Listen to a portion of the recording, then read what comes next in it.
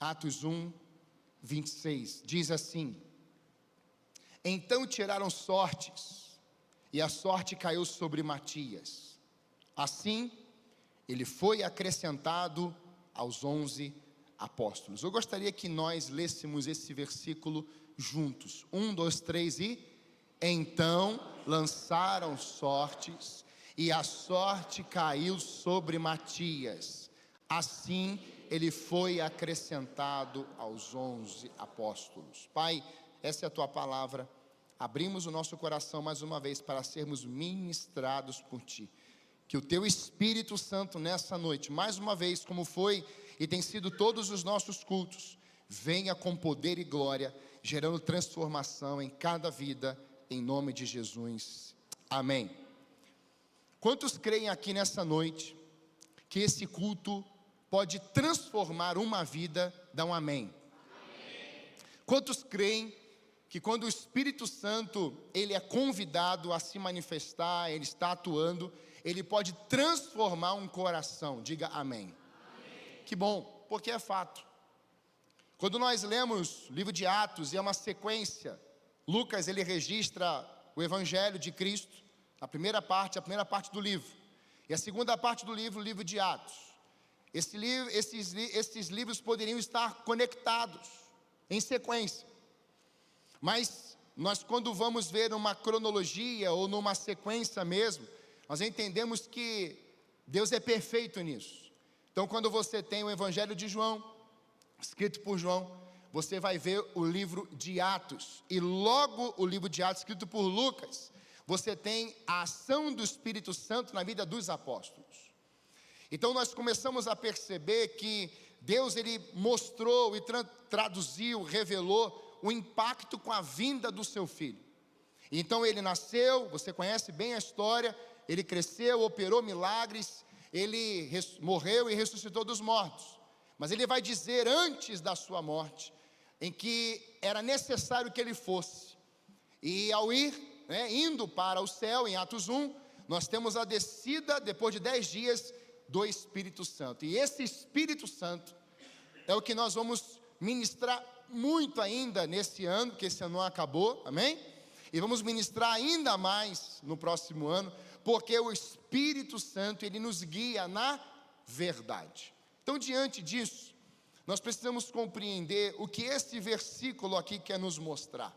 Primeiramente, nós estamos percebendo que alguém saiu e alguém precisou entrar.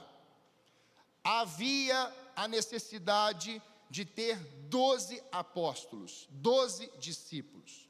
Jesus não escolheu 12 por uma ilusão, por um achismo. Jesus escolheu 12 porque 12 envolve o número de governo. Eram 12 tribos de Israel, os 12 discípulos. Nós temos os 12 tronos que vão julgar. Então, na visão de Deus, Cristo recebe isso, e Cristo, guiado pelo Espírito, não porque ele queria e achava que o Judas, que o Tiago, o João eram pessoas lindas e maravilhosas, eram pessoas preparadíssimas, eram pessoas que ele já estava ali, com anseio, escolhendo e conhecia detalhadamente. Não, o Espírito Santo em Cristo foi guiando ele, e por onde ele passou, ele foi chamando esses homens e dizendo: deixa as redes, deixa o que você está fazendo, vem e me siga. E todos eles, quando ouviram, sem exceção, esse chamar de Cristo, vem e siga-me, eles pararam o que estavam fazendo e seguiram Jesus. Um dia, você ouviu esse chamado: deixa o que você está fazendo, vem e me siga. Que dia glorioso, amém? Você talvez lembre desse dia. Eu tinha aproximadamente 9 anos, 9 para 10 anos, quando o pai, pregando, o chamado, a voz de Deus veio ao meu coração. Eu entreguei minha vida ao Senhor Jesus, e com 10 anos eu tinha o privilégio de ser batizado naquele batistério pelo meu pai, que está aqui hoje, me ouvindo. Ouvi inúmeras mensagens dele, e para mim é o melhor pregador do mundo. Hoje, ele vem aqui para ouvir o Filho. Sabe quem é que faz isso? A obra do Espírito Santo de Deus. É diante desse cenário que nós temos que olhar para esse quadro e perguntarmos para o versículo: por que Matias entrou? Qual foi o motivo? Por que Matias teve que entrar nesse grupo? E a gente tem que voltar um pouco na história. Quando Deus, irmãos, Ele ministrou essa palavra em mim, a visão é que haviam duas imagens, um espelho e uma espada. Quando eu preparava esse sermão, Deus estava me mostrando um espelho, e eu comecei a olhar para esse espelho, e a Bíblia diz que a Bíblia é um espelho.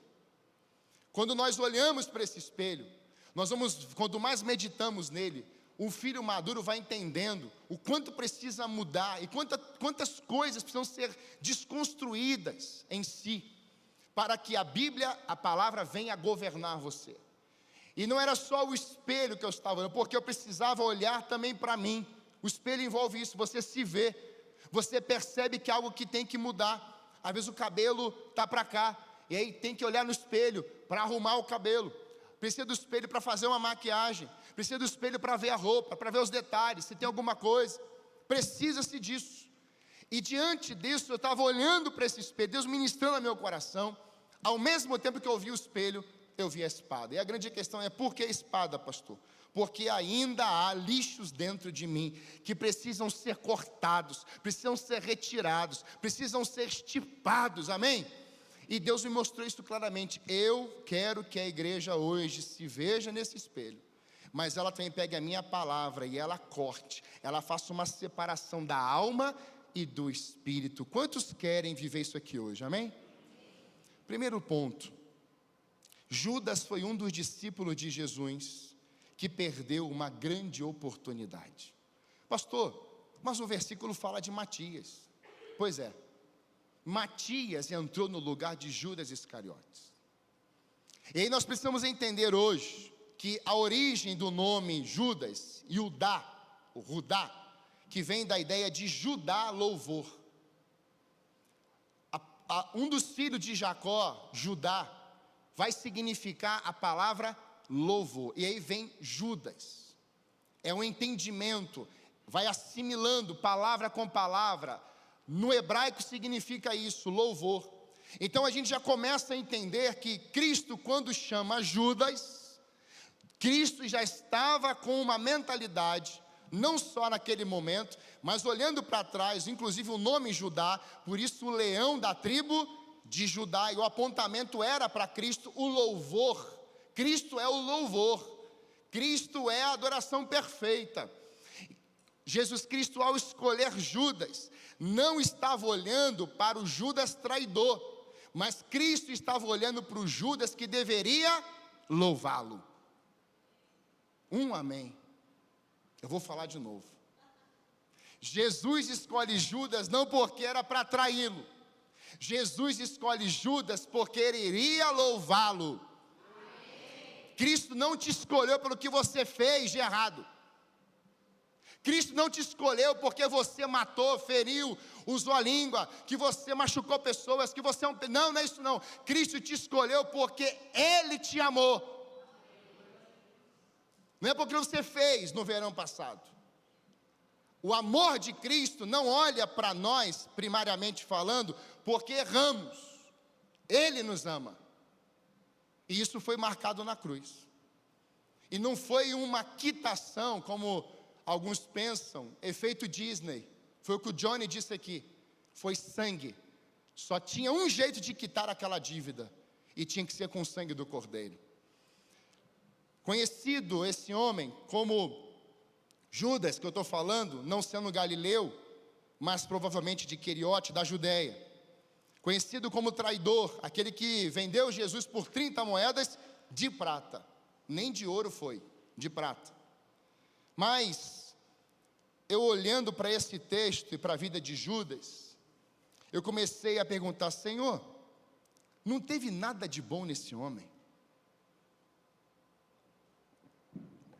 A Igreja Católica, ela e os fiéis trabalham com o dia de Judas. O que é feito nesse dia? Eles fazem carinho, né? Na verdade não, na verdade eles arrebentam aquele fantoche lá. Então a lembrança que vem é o quê? O Judas, vamos arrebentar ele. E até hoje se faz isso, coloca no poste, pendura no fio elétrico, dá choque. Maldade. Mas por que isso? Por causa da traição, por causa da figura do traidor. E eu olhando para ele, eu comecei a dizer, Senhor, se olhou para Judas, o Senhor chamou ele. Mas será que não teve nada de bom, não teve qualidade na vida desse homem? Judas, ele cuidou, irmãos, do dinheiro dos discípulos, ou da caravana que andava com Jesus. Para você cuidar de dinheiro, você tem que saber mexer com dinheiro. Então Judas, por mais que tenha sido um ladrão, e ele foi, uma habilidade ele tinha. Algo foi visto para que ele recebesse o quê? Essa condição de cuidar de dinheiro. O Judas, ao mesmo tempo que vai se tornar o tesoureiro do grupo, o cuidador do dinheiro, ele é aquele que vai pegar o dinheiro e ele vai resolver alguns assuntos com esse dinheiro. Translado, por exemplo, sai de uma região, pega um barco, vai para outra. Judas pagava.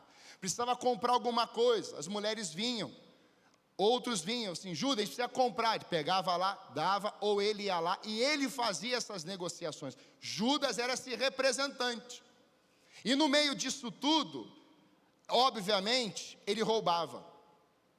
Eu não estou defendendo Judas, grava bem isso. Se o pastor pregou hoje lá, diz que Judas era um anjinho, não é isso.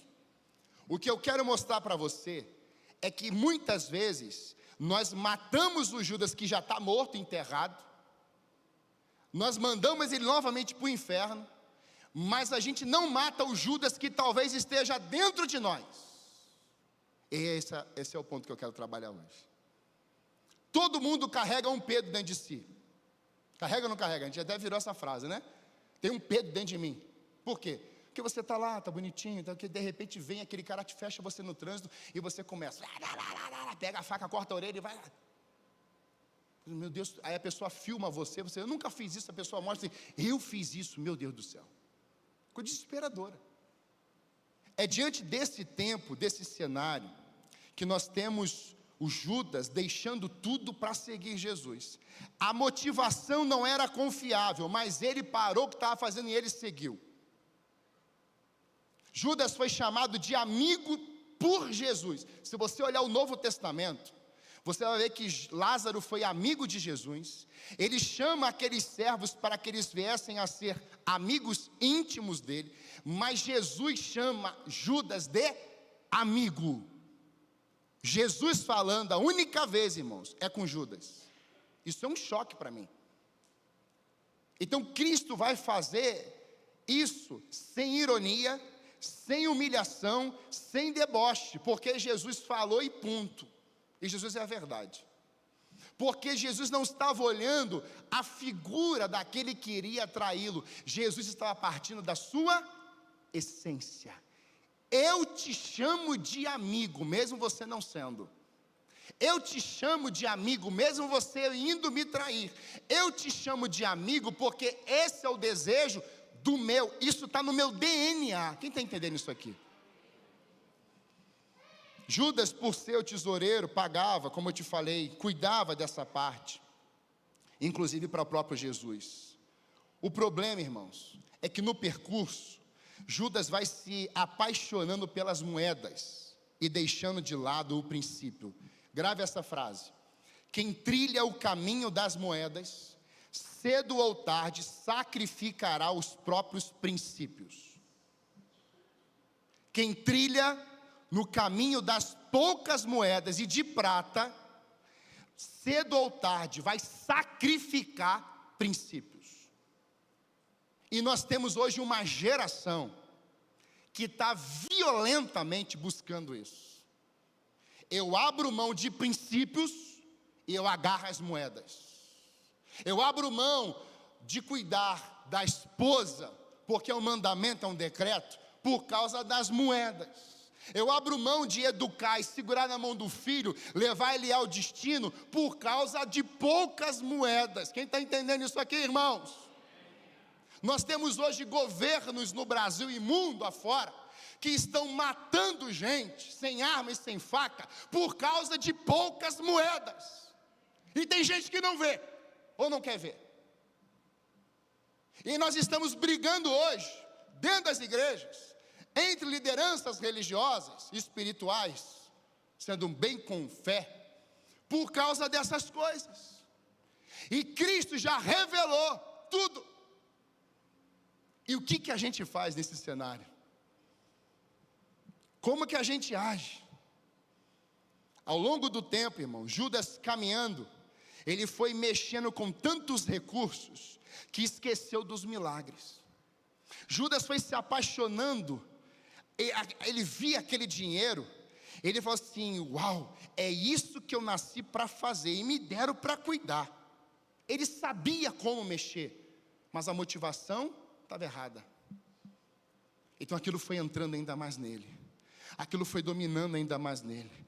E aí, quando você se agarra com as moedas, você já não olha mais o enfermo, você já não olha mais o que está clamando, você não ouve mais o cego que está dizendo: filho de Davi, tem misericórdia de mim. Na verdade, por causa das moedas, a gente diz assim: fica quieto, deixa o homem.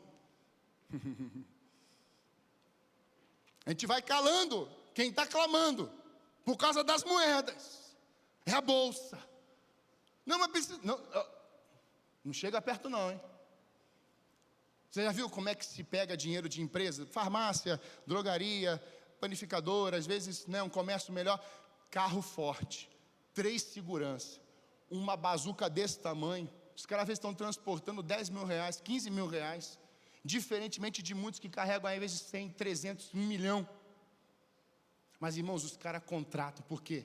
Porque é dinheiro, é moeda, e está aqui. Sabe, ao longo do tempo, Judas foi caminhando e mexendo com tudo isso. Ele não tinha mais a visão de quantos estavam sendo salvos, libertos e restaurados.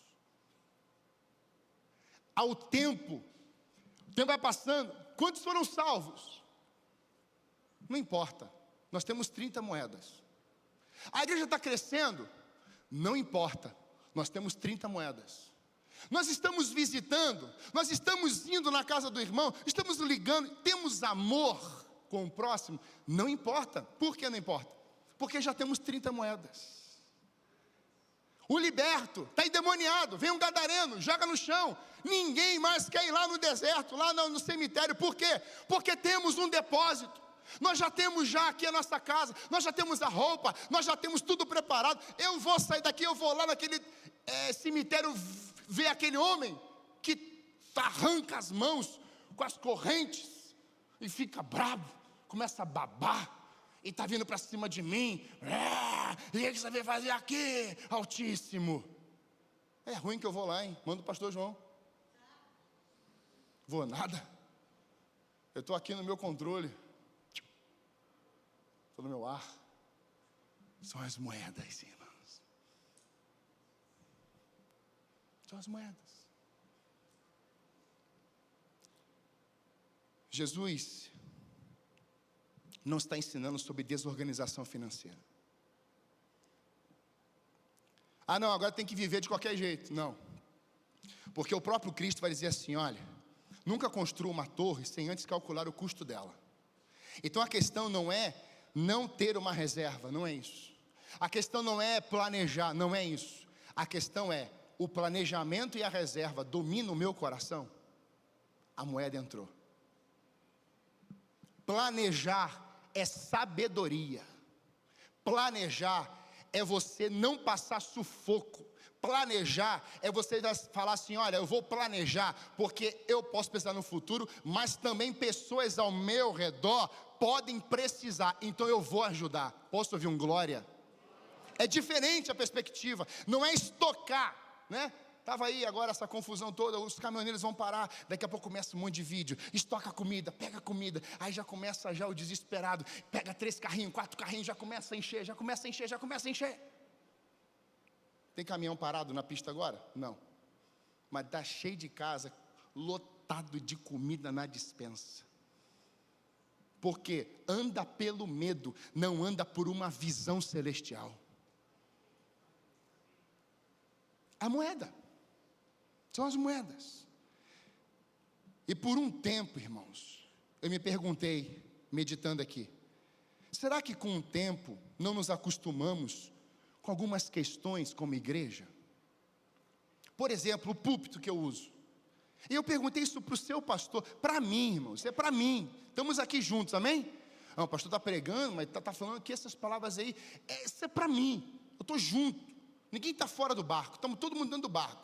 E louvado seja Deus que o Messias está lá dentro, o Cristo está lá dentro do barco, e dormindo ele resolve, dormindo ele fala. Glória a Deus por isso. Ninguém vai pular do barco aqui não, amém? Por um momento, eu olhando isso aqui, eu perguntei assim, Senhor, será que eu estou me acostumando com o púlpito? Será que eu estou me acostumando com a mídia, com o som, com a iluminação, com a recepção, com o trânsito, de administração? Será que eu estou me acostumando com os instrumentos ou até exercer liderança? Será que a gente tem olhado para esses ambientes, esses objetos, esses materiais, e eu tenho olhado isso aqui como moeda? Essa mensagem não é só para a nossa igreja, essa mensagem é para a igreja de Cristo, e o meu desejo é que muitos assistam, que muitos líderes possam se conectar e assistir essa mensagem, porque Deus vai lavar a nossa nação, mas vai começar pela casa dele. Eu posso ouvir um amém? A primeira é a casa. Talvez os piores discípulos sejam aqueles que, ao invés de se envolverem com o dono do púlpito, quiseram se envolver com o púlpito ou com uma plataforma. Tem hoje lideranças, igrejas, que estão agarrando, sabe o quê? O púlpito, não o dono dele. Quem me colocou aqui? Foi Judas? Foi a moeda? Foram vocês? Não. Quem me colocou aqui foi quem? Diga o nome dele. Jesus, o Espírito Santo de Deus. Agora eu te pergunto, quem colocou você aí nessa cadeira? Jesus.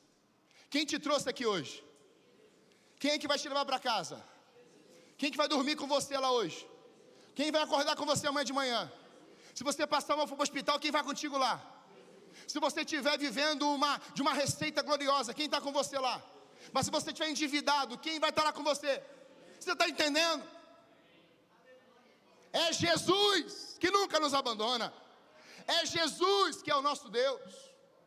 Irmãos, nós estamos vivendo um tempo hoje em que nós nos agarramos às coisas periféricas, coisas secundárias, nos agarramos às coisas, e Deus está falando assim, ei, olhem para mim, vinde a mim, estejam olhando para a minha presença, busquem-me de todo o coração.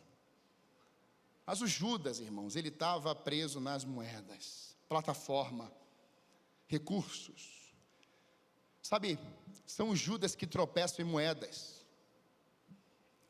Se dizem cristãos, vêm na igreja, mas uma hora dizem, vou precisar fazer shows lá fora, para ganhar uma renda secular. Eu, pregando isso aqui, olhando no texto, eu cuidei de um jovem casado, anos atrás. Esse jovem, casado, bem casado, ele estava numa crise, ele falava assim, eu preciso trabalhar. Ele é segurança. E ele veio conversar comigo, eu tentava ajudar ele, ele falava assim, mas eu falei assim, cara, ora a Deus, pede um ambiente bom para você trabalhar. Deus vai abrir uma porta. Ele, falei assim, Deus vai te abrir uma porta. Irmãos, ele foi trabalhar numa boate gay. Ele me ligou, ele falou assim, eu estou trabalhando aqui, não sei o quê. Eu não via mais ele na igreja. Eu liguei para ele e falei assim, cara, você está... Não, estou trabalhando aqui numa boate. Eu, com a caravana dos jovens, indo para Batel, com 150, 200 jovens, orando, para que Deus viesse a converter quem estava na balada, os donos da balada, e o jovem, casado, minha ovelha, vai trabalhar de segurança numa balada gay. E vai ter gente falando que, pastor, lá ele vai evangelizar. Eu falei assim, meu irmão, seguinte, Deus vai se revelar a você. Se você fosse um cara que eu visse que estava no fire, no fogo, eu até tentaria entender algo, mas você não está, irmão, eu te conheço. Irmão, você vai se preocupar com as moedas e você não vai durar muito tempo. E eu falei com muito amor, porque eu amava ele. Eu amo ele está vivo. Irmãos, ele só escutou. Passou no ouvido e saiu no outro. A gente fez uma caminhada de oração com a juventude. Quando eu cheguei em casa, que eu deitei na cama, meu telefone toca. Sabe quando você toma um banho, você está acabado, já está no pó da gaita? Já viu esse pó da gaita? Aí você deita na cama, você vai assim: obrigado, Senhor, pelo dia, obrigado pela noite, em nome de Jesus, amém. Trim! Judas está aí, Judas está aí. Meu Deus do céu, que coisa louca. E aí eu olhei ele. Falei: sangue de Jesus tem poder. E agora, Senhor? Alô, ele. Eu falei assim: você está morrendo? Eu falei assim: estou quase. Eu falei: que foi? Foi atropelado? Mais ou menos. Ele pegou, chegou para trabalhar. Nós tínhamos passado pela rua onde ele trabalhava, porque eu não sou bobo, né, irmão? Fiz meu trabalho de casa. Eu vou lá em frente onde ele trabalha. E oramos tudo lá. E fomos embora. Quando ele chegou para trabalhar, tinha um senhor chamado José, seu José. Dentro do estacionamento, ele parou a moto dele lá. E aí o seu José e mais um grupo de pessoas estava assim, estacionamento aberto. Ele desceu da moto e ficou olhando. Vocês estão olhando para quê, seu José? Ele: rapaz, você não está vendo? Ele: não estou vendo nada, estou vendo o céu, né? Escuro, cheio de estrela. Disse: rapaz, a gente está aqui. E o seu José já estava chorando, marcado. Ele falou: mas o senhor está bem? Eu falei assim: rapaz, veio um grupo aqui de jovens. O grupo de jovens passou e parou aqui na frente do estacionamento. Olhou para aquele estabelecimento lá e ergueram as mãos. Começaram a gritar, começaram a cantar, começaram a orar, começaram a declarar. Aí ele: você não viu como é que era eu não vou lembrar de ninguém, mas o povo veio aqui. De repente, eles param de cantar e orar, e tem uma faixa branca no céu.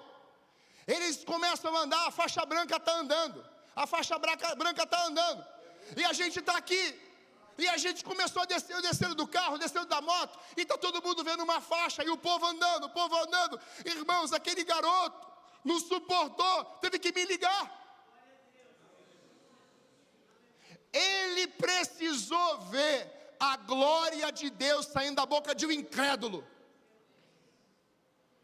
Irmãos, eu não vi, ninguém do grupo, eu mandei mensagem para todo mundo: você viu? Eu não vi nada. Mas, irmãos, eles viram.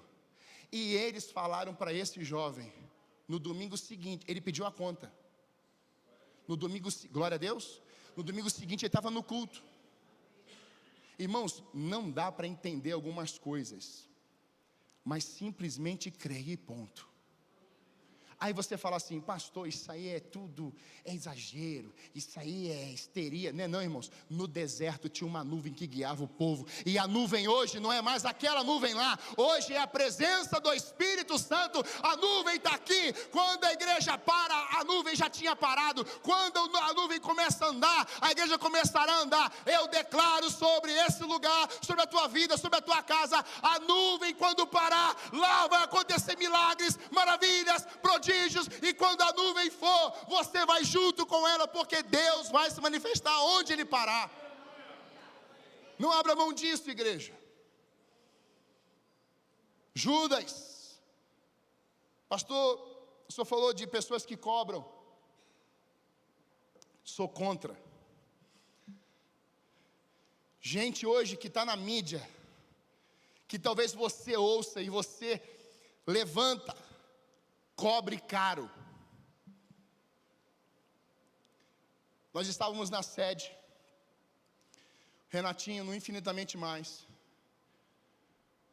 convidando as pessoas, cantores famosos. Irmãos, eu não vou falar aqui para não estragar o teu domingo. Um valor exorbitante. A liderança disse: não. São as moedas, irmãos. São as moedas. Não tem princípio mais. Mas aí eu vou falar o nome aqui, que é positivo. A Ana Nóbrega. gente vai trazer ela aqui. A Ana Nóbrega falou assim: o que a igreja entender, o que a igreja entender, pode fazer. É claro que tem que ter uma consciência da igreja. Tem uma banda, eles viajam, é avião, eles têm família. Então a igreja falou assim: amém. A igreja investiu, e investiu bem. Trouxe, bancou, deu o melhor. Irmãos, ela precisou fazer um pagamento. Eu sei, eu não vou conseguir lembrar detalhadamente, mas ela foi lá e fez algo. E a igreja depositou um valor a mais. Ela ligou lá para a Alameda e falou assim: eu estou devolvendo um valor porque vocês fizeram a mais. Quem está entendendo isso aqui? É diferente, irmão. Não são moedas, são princípios. E a gente não para hoje para fazer um filtro, como a igreja de Bereia.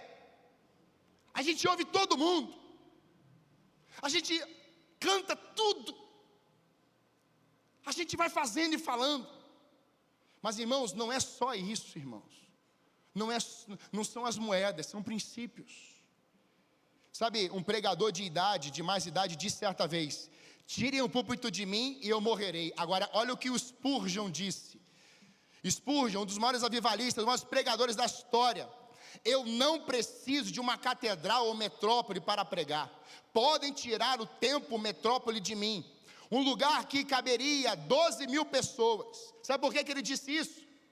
Porque se Spurgeon estivesse no deserto, o povo ia para lá. Se o Spurgeon estivesse no templo metrópole, o povo estaria lá. Aonde Spurgeon estava, a multidão ia. Por quê? Porque esse homem, ele tinha uma essência de oração de 3 a 4 horas por dia. O que gritava não era o valor da oferta. O que gritava, o que ia até os corações, era a intimidade. Vocês vão sair daqui e vocês vão para lá ouvir o meu filho pregar. E eu digo aqui para a nossa igreja hoje: nós estamos orando pouco. Seu pastor está orando pouco, porque eu estou vendo cadeira vazia aqui ainda. Ainda tem gente para pisar nesse lugar aqui. Então vamos começar a orar mais. Vamos começar a ter mais intimidade com Deus. Vamos começar a buscar mais o Senhor. Quando uma igreja começa a buscar mais o Senhor, Deus vai acrescentar, como aconteceu em Atos. Posso ouvir um glória? O mais importante não é o lugar que prego, mas sobre quem eu estou pregando. A gente está se atentando aos lugares, irmãos. Vai ter muita gente lá. Domingo passado à noite, um temporal em Santa Felizardo. Aliás, só choveu em Santa, você sabia disso? Presentearam nós aqui. E demos glória a Deus. Quando eu vi o tamanho das pedras caindo, ainda bem que meu carro estava debaixo. Se o teu carro estava lá fora, tristeza, eu já passei por isso. Mas o martelinho de ouro resolve. Meu carro estava debaixo, eu coloquei dentro do edredom, porque estava vindo cada pedregulho. Eu falei assim: meu Deus, hoje vai ser eu, Débora e a banda. Tenho eu, a patroa, né? Os filhos, vai ser eu, a patroa. Irmãos, veio um povo, um grupo bem reduzido mesmo. O pessoal mandou mensagem, vídeo, água dentro de casa, uma loucura, calha entupida, uma coisa doida. Irmãos, eu preguei como se tivesse só Jesus aqui. Quem estava aqui semana passada à noite? Não foi assim? Olha aí os remanescentes. É assim. Não é o tamanho da multidão, irmãos. É Jesus que está aqui. Você está entendendo? Não é o templo que vai caber 5, 10 mil, 1 milhão. Não é isso, igreja. A gente vai chegar lá um dia em nome de Jesus. Mas não é isso. Não é estádio cheio. Não é. Não é uma multidão de gente falando um monte de coisa. Não é isso, igreja. É a essência. É o que está por detrás, é o que está lá. Quem é que é o conteúdo? O cego está falando assim: Jesus, filho de Davi, tem misericórdia de mim. Jesus para ouvir o cego. Você está entendendo? O conteúdo não era o cego, o conteúdo não eram os discípulos, o conteúdo não era um problema, o conteúdo se chamava: Jesus, filho de Davi, tem misericórdia de mim. Parou Jesus. Se você quer parar Jesus, comece a dizer: Jesus, filho de Davi, tem misericórdia de mim. E assim a multidão vai sair de lá e vai entrar aqui também. Nós estamos preocupados com as moedas. Sabe, o Judas, que é ele que eu estou falando, que perdeu essa grande oportunidade, ele entendeu um equívoco, ele teve um equívoco. Se envolver não tem a ver com se comprometer. Tem gente que se envolve, mas tem gente que não se compromete. O que é isso, pastor? O Judas, ele se envolveu, mas não se comprometeu. O Judas, ele, trazendo para os nossos dias, ele participava de uma forma superficial. Ele até estava presente, mas não assumia responsabilidade. Sua participação dependia dos seus interesses, conveniências.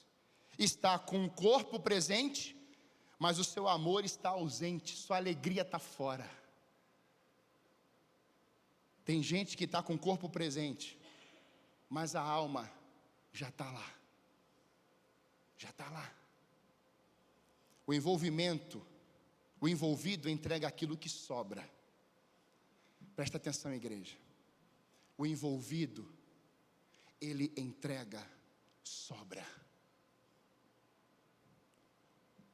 Comprometido, diferente.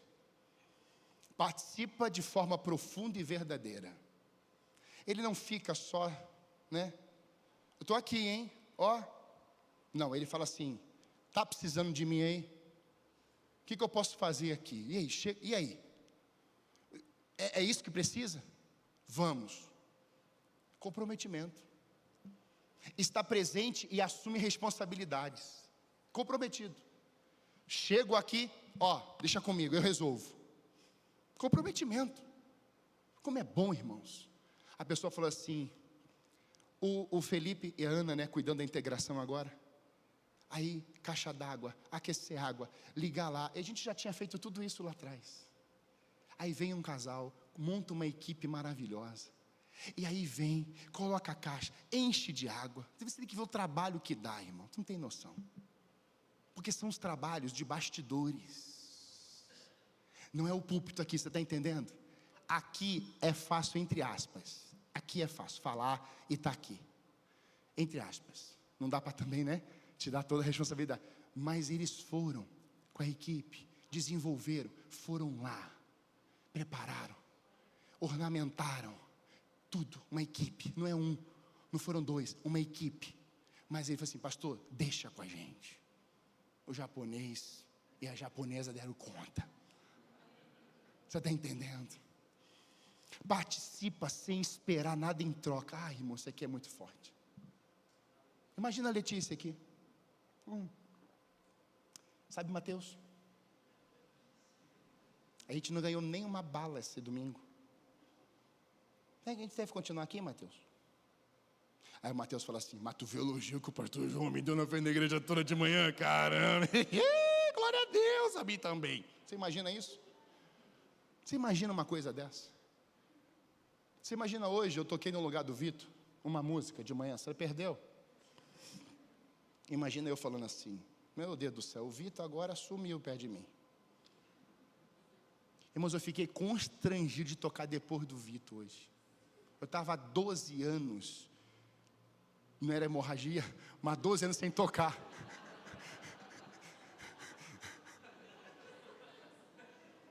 Sem tocar aquele negócio ali, irmãos. Eu comecei a tocar, Jean. E a baqueta parecia até um pedaço de porrete, um ferro. Meu Deus, que troço pesado, era mais leve no meu tempo. Mas, irmãos, como foi prazeroso tocar e lembrar do Paulinho, um sonoplasta, que eu com 10 anos de idade, falou assim: Joãozinho, vem cá, senta na bateria, o tio vai te ensinar o que é chá com pão. Eu nunca esqueci, ensinei para minha filha há pouco tempo, chá com pão. Quem gosta de tomar chá com pão? Está amarrado no nome de Jesus. Sai fora. É café com leite e pão com mortadela. Glória a Deus. Né? Que eu sou jovem ainda. Estou só fazendo assim, irmãos, para dar uma equilibrada, porque o assunto é sério. Nós estamos muitas vezes olhando essa cena e dizendo assim: o que eu vou ganhar em troca? Comprometimento revela entrega, amor e vai até o fim. Jesus disse: eu amei vocês e eu os amei até o fim. O comprometimento não diz apenas estamos juntos, mas afirma: eu estou aqui conte comigo. É pele na pele, é sangue no sangue, olho no olho. O comprometido fala de doação. O jovem, 5 pães e 2 peixes. Estamos precisando de pão. Alguém tem pão? Se a pessoa só se envolve, ela fala assim: toma um pão e metade de um peixe. O comprometido não. O comprometido fala assim: é essa a causa aí? Os meus 5 pães e 2 peixes, pode ir. Mexeu, né? Está te coçando assim? É que me coçou também. Nós fazemos isso. A gente segura. Por quê? Porque são as nossas moedas. Mas o comprometido não faz isso. O comprometido fala assim: tem gente, são 5 mil? Não importa. São 5 pães e 2 peixes. Vai dar conta. Mas são 5 mil, fora as mulheres, crianças. Devia ter 10 mil pessoas naquele dia, irmãos, ali por baixo. Como é que 5 pães e 2 peixes vai somar?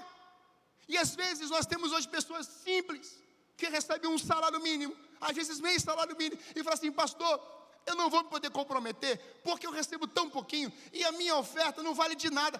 Não pense assim. Você faz um papel essencial nessa obra, porque Deus não quer saber da tua conta bancária, ou de quantas moedas você tem. Deus quer saber da motivação certa do teu coração. Se tem um salário, se ganha 1 milhão, se é o maior dízimo ou menor da igreja, não importa. A questão é: eu me comprometo com 5 pães e 2 peixes. Ajuda é o que eu posso fazer, eu estou fazendo de todo o meu coração. Aí Jesus falou assim: porque aquele menino entregou 5 pães e 2 peixes, se comprometeu, agora eu vou me comprometer com essa multidão. Senhor, graças te dou, sempre te dou graças. Pode servir o povo. Ninguém viu multiplicação naquele dia, mas enquanto alimentava, mais pão tinha, mais peixe tinha, e sobraram 12 cestos. O espírito de Judas, ele se envolve, ele não se compromete, mas o espírito de Jesus, ele faz sobrar. O Judas entrega sobras, mas o Espírito de Jesus faz você sobrar. Faz assim com as suas mãos, por favor. Eu declaro em nome de Jesus, você sendo um filho comprometido, fiel, vai sobrar. Vão sobrar 12 cestos todo mês na sua casa. Vão sobrar 12 cestos para os filhos comprometidos com o Senhor Jesus. Diga amém. Eu quero te ilustrar isso. Eu aprendi isso aqui. Pastor, como é que eu consigo entender essa questão do envolvimento e do comprometimento? Um fazendeiro chamou um servo e falou assim: olha, eu quero que você me surpreenda no café de amanhã. E aí o servo falou assim: pode deixar. Ele foi lá e falou assim, ó, chamou lá os bichos, pessoal, a bicharada, a gente tem que surpreender o nosso fazendeiro amanhã. O que nós vamos, isso é uma metáfora, isso é uma ilustração. Senão eu falar galinha está falando, complicado, né? E aí o servo falou assim, ó, galinha, o que você tem aí para dar? A galinha falou assim, eu tenho os ovos, dá para fazer ovo frito, cozido. Então tá bom. Colocou lá os ovos. Chegou para a vaca, falou assim: vaca, assim, tem um leite, do leite dá para fazer o queijo. Interessante. E os dois, né? O servo pegou lá, e aí chegou para o porquinho. Ei, porquinho, o que você vai oferecer aí, né? Para o nosso fazendeiro. Ele falou assim: eu vou dar o bacon. O bacon, é interessante. O bacon? É o bacon. Você sabe que se você entregar o bacon, você vai ter que morrer. Mas é isso que eu estou querendo fazer mesmo, eu vou morrer. E aí pegou, né? Queijo, leite, os ovos, pegou lá o bacon e montou aquela mesa para o fazendeiro. No dia seguinte o fazendeiro acordou, aquela mesa maravilhosa. Nisso o servo colocou na janela a vaca e a galinha. E aí o fazendeiro falou assim: eu quero conversar um pouco com quem doou esses ovos. E aí a galinha, Aí o servo, foi essa galinha. Ah, você doou os ovos. Você tinha mais coisas? Não, eu doei o que eu podia doar, o que eu tenho, só os ovos. Interessante. Mas a galinha, mas tem ovos mexidos, tem ovos fritos, tem ovos de todas as formas, com triângulo, com quadrado. Você escolhe. Aí o fazendeiro fez assim. Aí chegou para a vaca, e aí vaca? Eu entreguei o leite, porque daí o leite, né? Sai o leite, e aí faz o queijo. Olha quanto queijo, queijos de primeira para o senhor. Mas interessante, obrigado. E aí o fazendeiro olhou para o prato e viu um monte de bacon. Falei assim, servo, e esse bacon aqui, esse montaréu de bacon aqui? Ah, não, isso aí foi o porco. Eu quero falar com o porco. Eu falei assim, olha, o porco morreu. Eu disse, como assim? O porco, ele falou assim, olha, já que é o fazendeiro, eu vou abrir mão para que ele se alimente do melhor.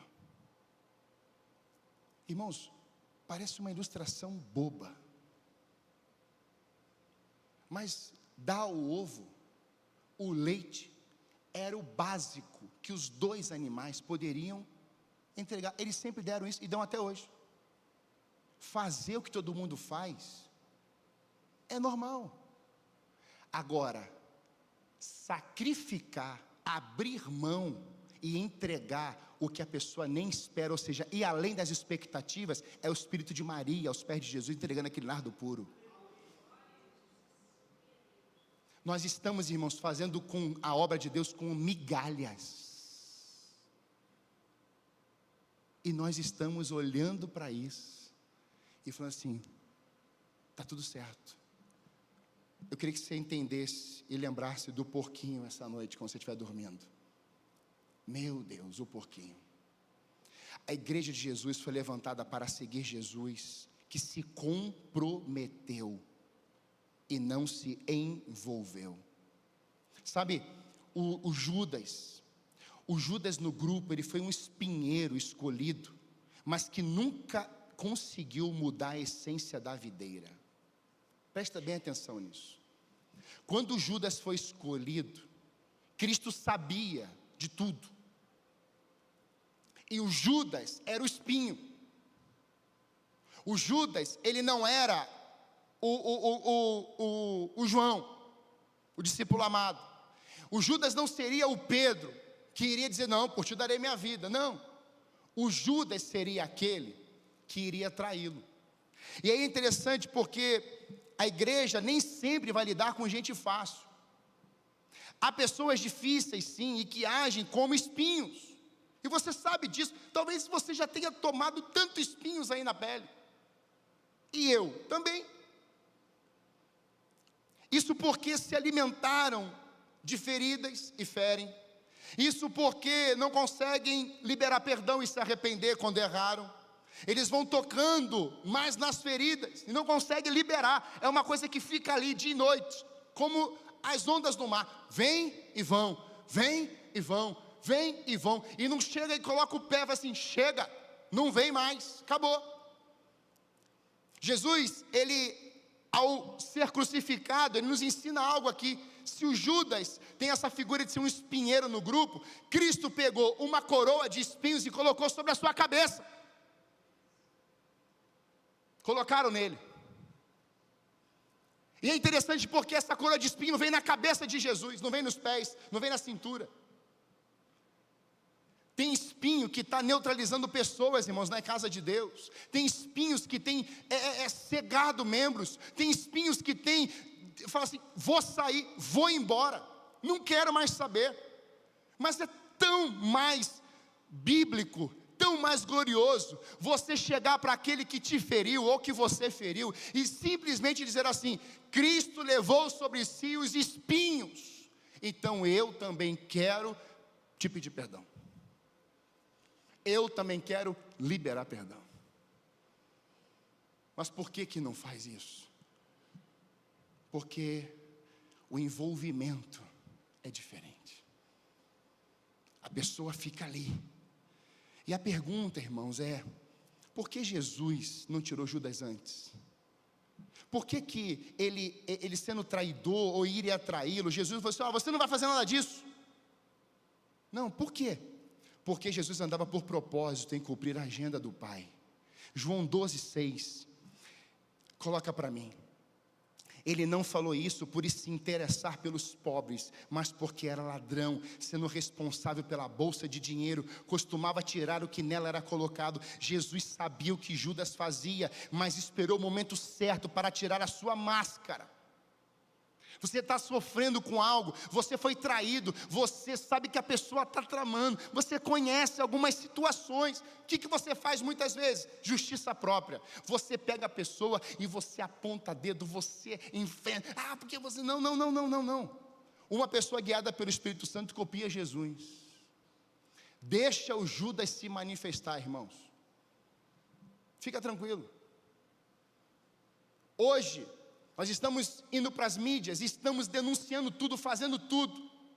Estamos expondo filhos, filhas, esposas.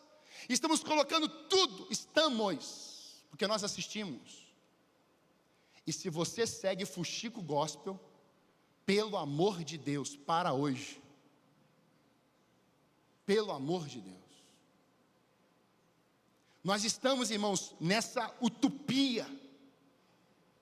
Nós estamos olhando para essa cena e percebemos que eu tenho que tomar uma atitude. E aí Cristo fala assim: olha, eu sei que ele vai me trair. E aí nós temos algumas coisas que eu quero só fechar aqui com você. João 13, de 1 a 3. Um pouco antes da festa da Páscoa, sabendo Jesus que havia chegado o tempo e que deixaria este mundo e iria para o Pai, tendo amado os seus, estavam no mundo, amou-os até o fim. Amou-os até o fim. Estava sendo servido o jantar, e o diabo já havia induzido Judas Iscariotes, filho de Simão, a trair Jesus.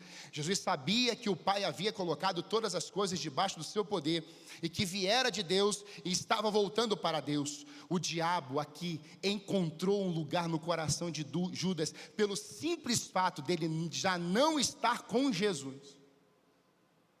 Jesus, o Cordeiro de Deus, estava celebrando a última ceia, amando-os até o fim. O diabo já tinha posto no coração de Judas traí-lo.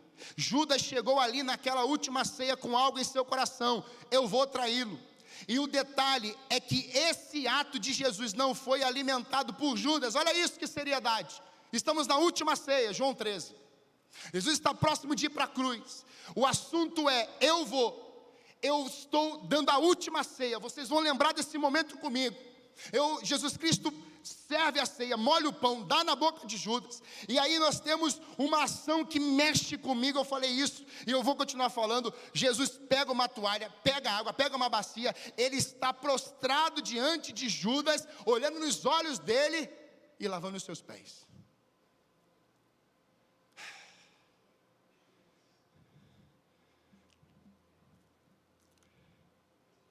Tem gente na igreja, nas igrejas, sentadas ouvindo sobre o Cristo, o mesmo pão, o mesmo sangue. Mas, irmãos, muitas já receberam a carga negativa e se fecham. João 13, 4 a 5.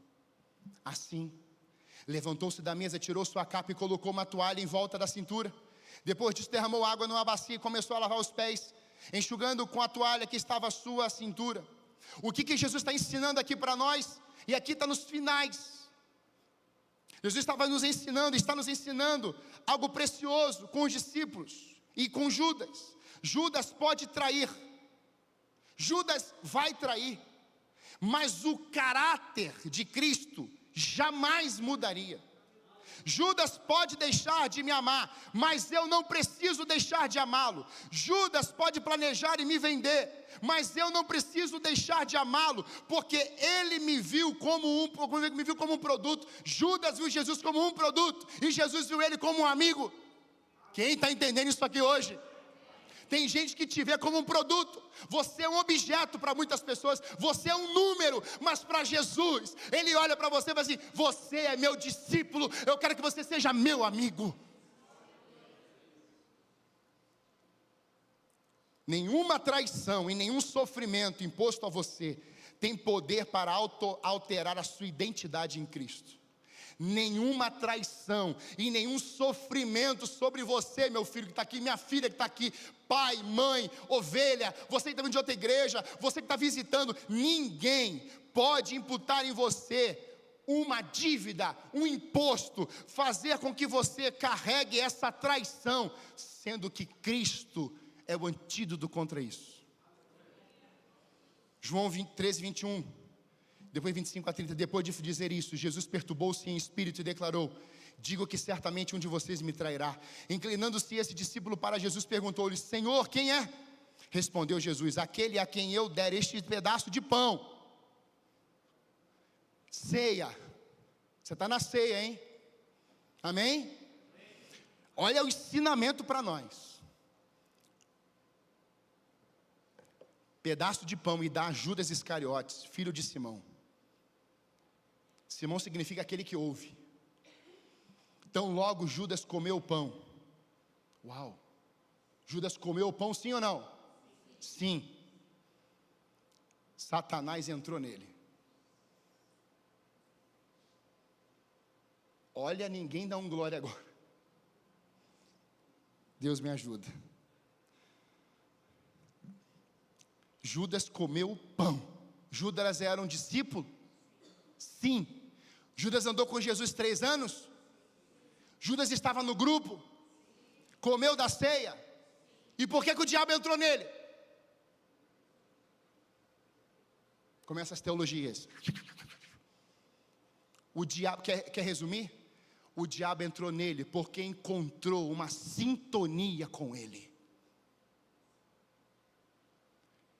No passado, Davi já tinha dito: vai se levantar e ele vai trair o Cristo. Pastor, isso já estava predestinado. De fato, nós sabemos que alguém teria que trair, e o Judas foi escolhido. Mas eu vou chegar lá. O que você está para fazer, faça depressa. Essa frase me pegou. Porque a gente olha para essa frase aqui e vê Jesus entregando o pão, o diabo entra, e Jesus fala assim: faça depressa. Faça depressa o quê? No literal. Me traia logo. Mas eu quero que você olhe para Cristo agora. Você consegue olhar para Cristo e falando assim: Johnny, você vai trair o Erics, trai logo. Você consegue imaginar o Cristo, o amor, olhando para o Johnny? É uma coisa impossível de acontecer. Mas você imagina a cena. Você imagina Jesus falando para o Johnny: trai ele, trai logo, faça depressa. Eu tenho dificuldade de olhar só para isso. Eu tenho dificuldade de ver um Cristo falando assim: faça o mal logo. Literal é isso. Mas eu quero agora ir para um outro nível. Para mim também aqui, e para mim isso fecha. Cristo estava assim: faça depressa. Se arrependa que dá tempo. Se arrependa que dá tempo. Porque aqui é ceia. Na ceia tem restauração. Na ceia, irmãos, entra comigo aqui, igreja. Na ceia tem perdão. Na ceia não tem morte, já morreu. Na ceia não vai ter ressurreição, já ressuscitou. Na ceia não tem expulsar, na ceia tem senta na mesa, que ele está na mesa. Na ceia não tem você não serve, na ceia tem eu quero você como amigo. Só que a gente vem de um sistema, irmãos, religioso, que as pessoas tinham que entrar numa salinha. Existe isso até hoje. E só os bons, maravilhosos, podem comer da ceia. Porque pegaram o examine e se pôs o homem a si mesmo e colocaram isso, sabe o quê? Eu me examino, eu me basto, e eu é que decido tudo. Não, não. Examine e se pôs o homem a si mesmo, na perspectiva do Cristo. É do Cristo. Senão você nunca mais vai querer ficar na presença de Deus. Mas ninguém à mesa entendeu porque Jesus lhe disse isso. Visto que Judas era encarregado do dinheiro, alguns pensavam que ele estava dizendo que comprasse necessário para a festa. Assim que comeu o pão, Judas saiu e era noite. Agora aqui, presta atenção, por favor. Comeu o pão e Judas, o que é que Judas foi fazer agora? Marcos 14, está em sintonia, 20 a 26. Eu afirmo que não beberei outra vez do fruto da videira, até aquele dia em que beberei o vinho novo no reino de Deus. Depois de terem cantado o hino, saíram para o Monte das Oliveiras. Ei, o Judas come do pão, sai da mesa e vai embora. Sabe o que Judas foi fazer? O Judas foi lá, nas articulações da noite, e falou assim: ei, chegou a hora, vamos embora.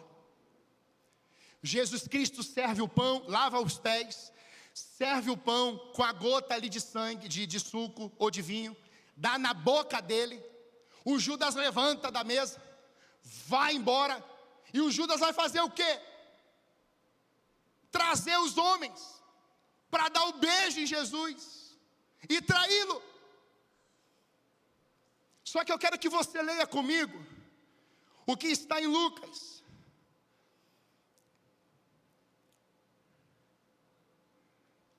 Aqui em Marcos 14, 26. Depois de terem cantado. Sabe o que é essa linha cronológica?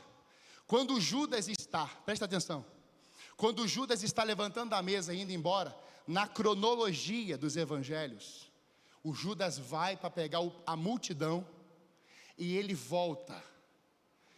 Quando o Judas sai, Jesus fala assim: e reunindo os 11, cantou o hino. Quem está entendendo isso aqui? Tem Judas traindo?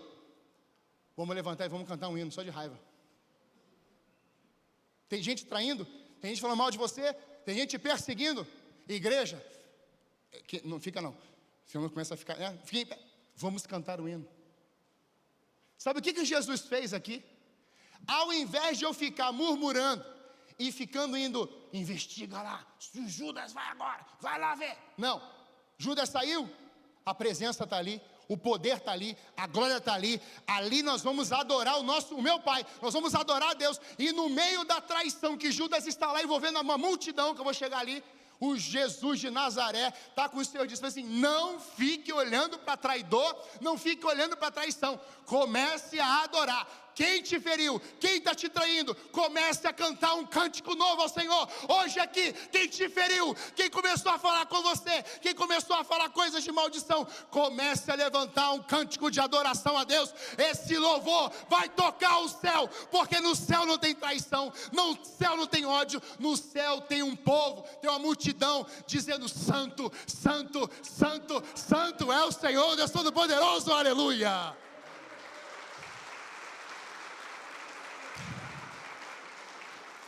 Pastor, qual é o antídoto da traição? Adore. A banda venha.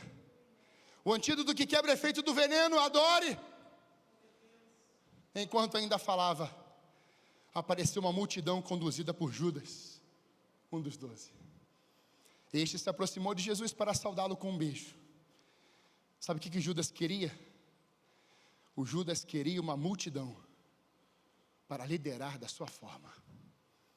Igreja amada que eu pastoreio, tem lideranças hoje no mundo, rachando igreja, abrindo igreja, e dizendo que Deus mandou fazer.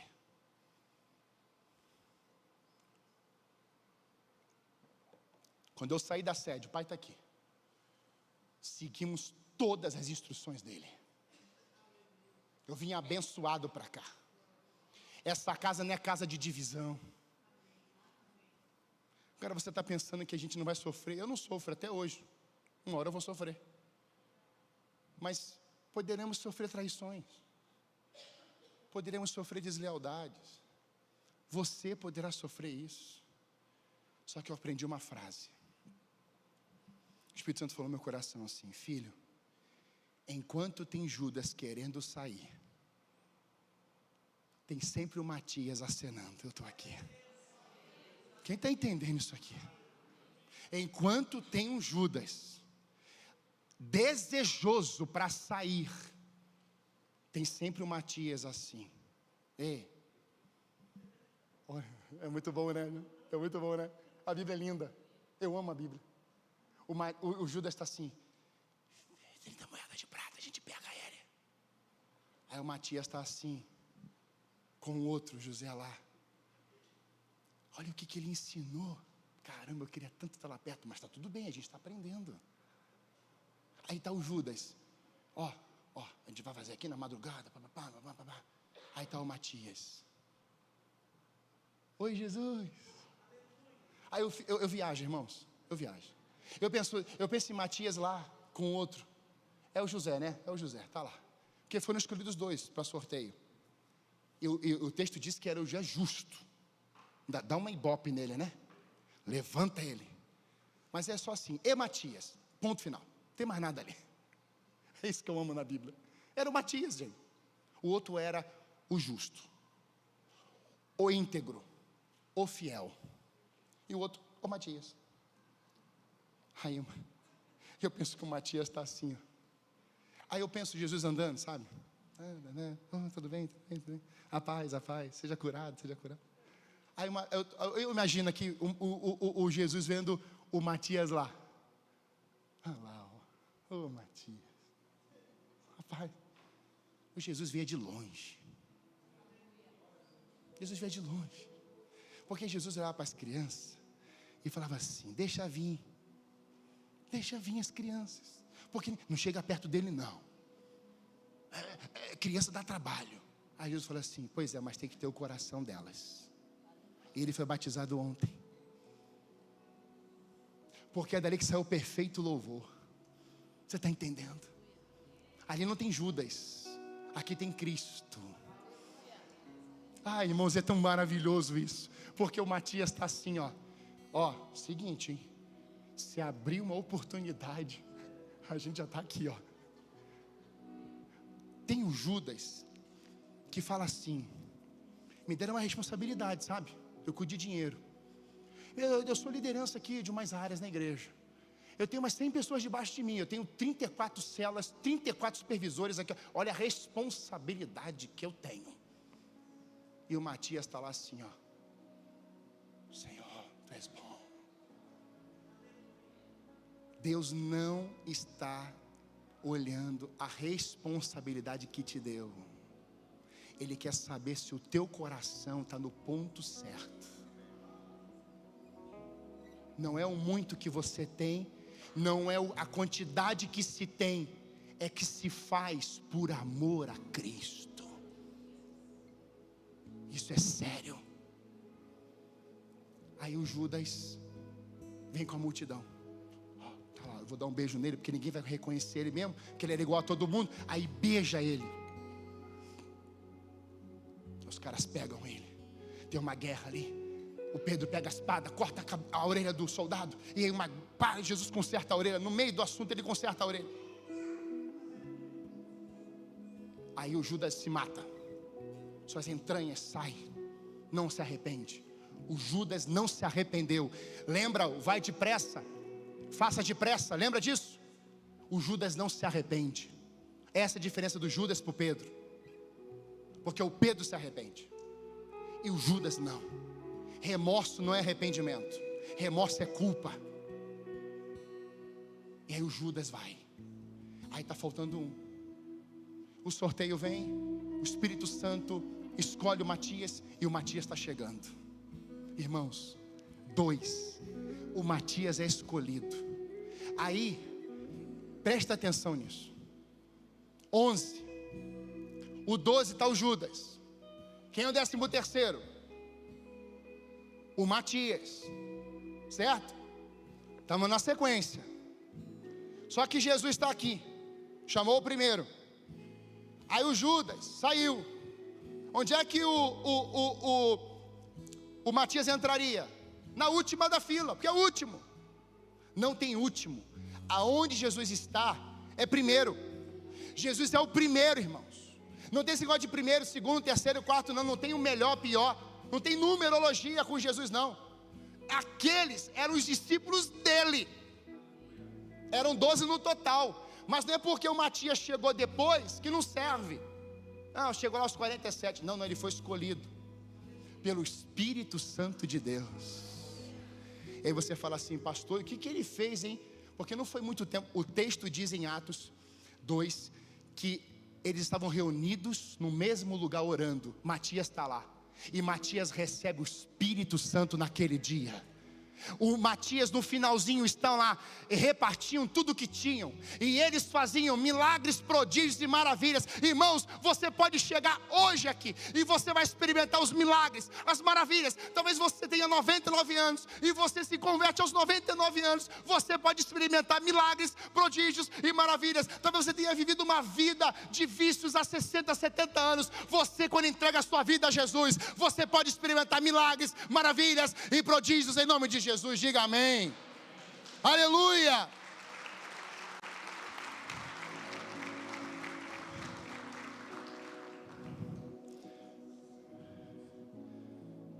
Pastor, não quero mais ser Judas não. Eu quero ser o Matias. Você escolhe. O tema da mensagem está lá. Mas eu quero que você olhe aqui, ó. Eu vou te dar um bom motivo para você escolher Jesus. Ele disse assim: toda a minha vida, toda a minha vontade foi fazer a vontade do meu Pai. Sabe, esse para mim é o sermão, foi o sermão mais difícil de eu pregar em toda a minha vida. Porque falar do Judas não é fácil. Mas eu amei o Matias. Porque o Matias não fica reclamando nos bastidores. Nem me escolheu. Não. Matias está olhando para Jesus desde o começo. Desde o batismo de João. O texto diz a Bíblia. Desde o batismo que João fez em Jesus. O Matias já estava observando Jesus. Está escrito. Você está entendendo isso aqui? Não é porque não te escolheram. Não é porque você não exerce alguma coisa. Não. É unidade, é Jesus. Porque Deus já te escolheu, você já está salvo, amém? Então você pode